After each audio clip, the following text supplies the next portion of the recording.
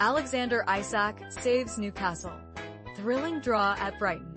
In a thrilling encounter at Brighton, Newcastle found themselves in a nail-biting situation as referee Craig Pawson pointed to the penalty spot 3 times in the second half. While VAR overturned 2 of those decisions, the third penalty stood firm and Alexander Isak stepped up to convert it, securing a crucial point for Newcastle in their quest for Champions League football. Despite not being at their best, the late equalizer in the 89th minute felt like a breath of fresh air for the team, especially considering their historical struggles against Brighton. Newcastle's manager, Eddie Howe, praised his team's resilience, emphasizing the importance of maintaining composure amidst the VAR drama. Keeping our composure and making sure our performance wasn't affected by the outcomes was key, he noted, acknowledging that the VAR made the right calls on the first 2 penalties. He reflected on the season, admitting, "If you look at the season as a whole, we probably haven't dug out enough points from games that are in the balance." Howe was pleased with the overall performance, stating, "Today was a really battling performance.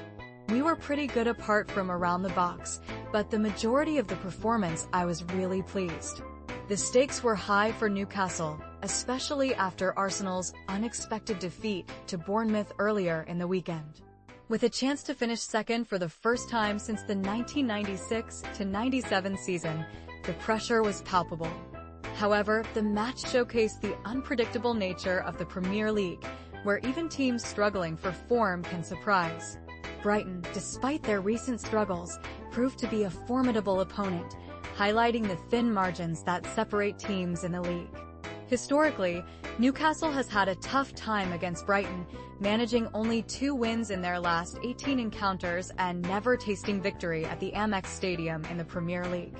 Yet, they remain in the Champions League spots, with other contenders also facing challenges as the season nears its end.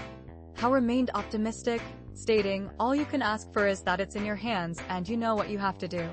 We've 3 really difficult games, but they're games to relish."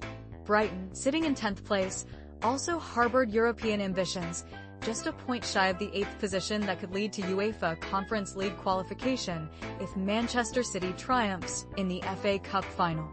The first half was a gritty affair, marked by a fierce duel between Dan Burn and Yankuba Minteh, a former Newcastle player. Burn initially had the upper hand, but a controversial foul on Minteh went unpunished, igniting the Gambian's determination. After a dazzling run, Minteh found the back of the net, celebrating passionately in front of the Newcastle fans, a stark contrast to his previous demeanor when scoring against them in the FA Cup. Newcastle's attack struggled to find its rhythm, prompting a tactical change as Jacob Murphy was replaced by Anthony Gordon early in the second half. This substitution sparked an immediate improvement, with Gordon drawing a foul that led to a penalty, only for VAR to rule it out as the foul occurred just outside the box. Another penalty was awarded after Joe Willock went down, but that too was overturned. Despite the VAR controversies, a third penalty was awarded for a handball by Yassine Ayari, and this time it stood.